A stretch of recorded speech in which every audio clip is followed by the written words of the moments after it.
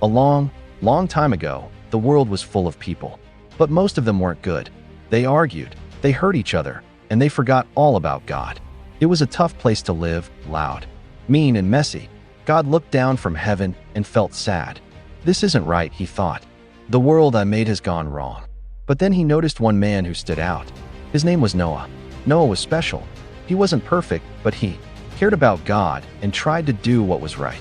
He lived with his wife, who supported him always, and his 3 sons, Shem, Ham, and Japheth, along with their wives.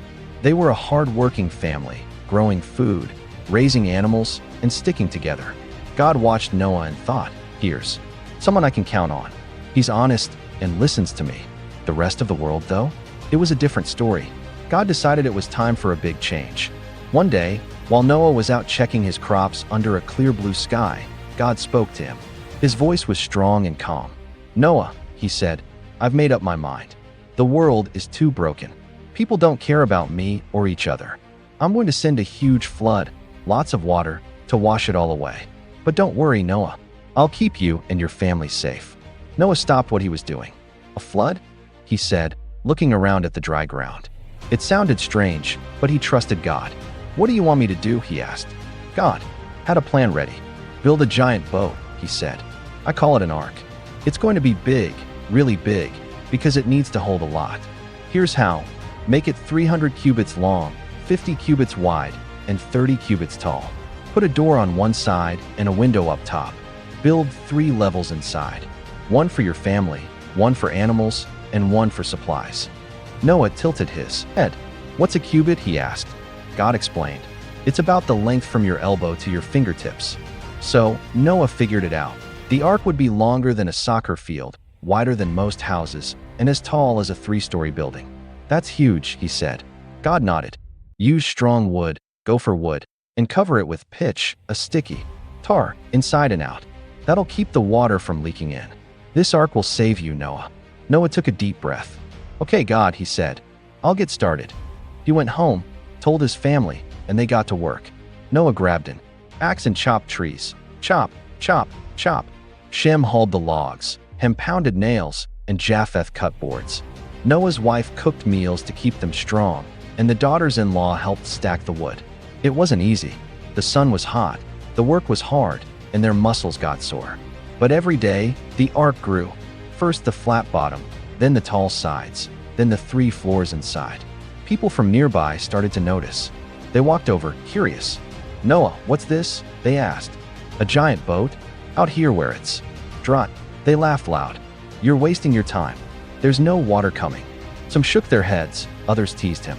"Crazy Noah and his big box," they called. But Noah didn't fight back. He kept working and said to his family, "God knows what's coming. We just have to trust him."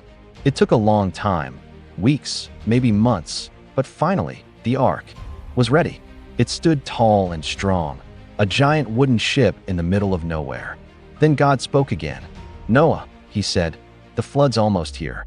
I'm sending animals to you, 2 of every kind, 1 male, 1 female, so they can live after the water's gone. Big ones, small ones, all kinds. And for some, like the ones you'll need for food or offerings, bring 7 pairs." Noah couldn't believe it. "Animals coming to me," he said. The next day, it started. From far away, animals began to show up. 2 elephants lumbered over, their trunks swinging. 2 giraffes stretched their necks above the trees.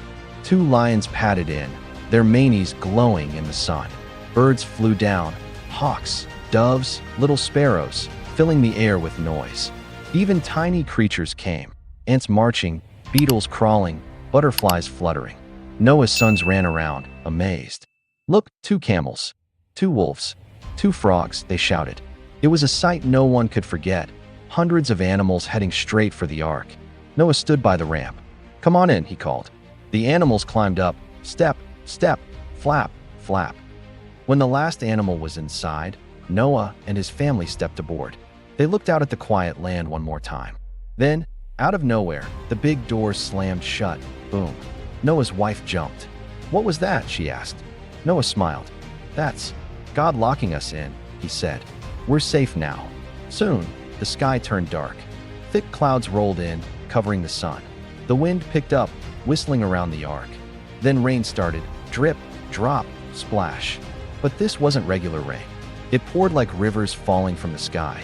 Thunder rumbled, lightning flashed, and water burst up from the ground too. For 40 days and 40 nights, it kept coming. The water rose fast. Small streams became rushing rivers. Rivers swallowed fields. Fields turned into a giant sea. Even the highest hills and mountains sank under the waves.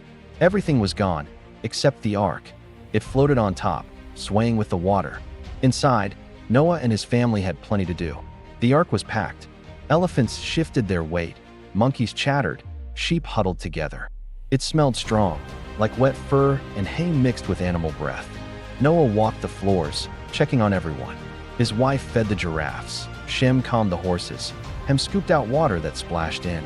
Hang in there, they told the animals. We're all in this together. At night, Noah prayed. Thank you, God, for keeping us afloat, he said. And God listened. After 40 days, the rain stopped. No more pounding on the roof, just quiet.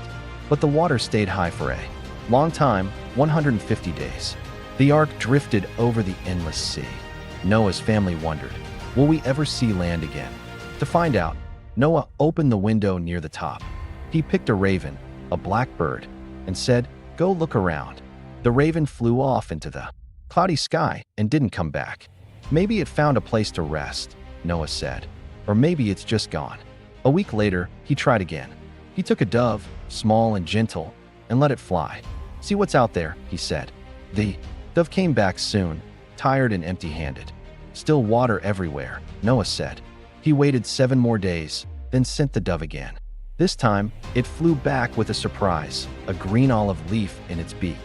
Noah's family shouted with joy. Land's out there, Noah said. The water's going down. 1 more week passed. Noah sent the dove a 3rd time.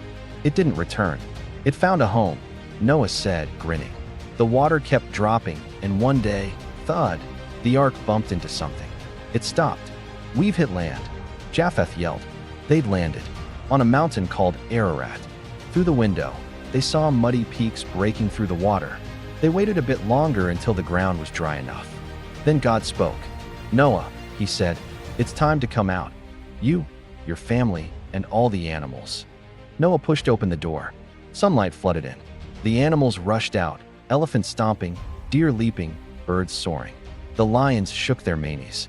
The rabbits hopped free, the bugs scattered. Noah's family stepped onto the ground and breathed the fresh air. We're back, Noah said. As they stood there, a stunning sight appeared, a rainbow. It stretched across the sky, red, orange, yellow, green, blue, purple, bright and bold. God's voice came one last time. Noah, he said, this is my promise. I'll never flood the whole world again. This rainbow is my sign for you and everyone who comes after. Noah looked up, amazed. Thank you, God, he said softly. Noah and his family started over. They built a home, planted crops, and watched the animals spread out, some to the woods, some to the plains, some to the hills. The world got a fresh start, all because Noah trusted God. That rainbow still shows up sometimes, reminding us that God keeps his word. That's the story of Noah's Ark, a journey of trust, a giant boat, and a promise that lasts. What do you think about it? Would you want to sail with Noah? Let me know in the comments. Thanks for listening, and I'll see you next time.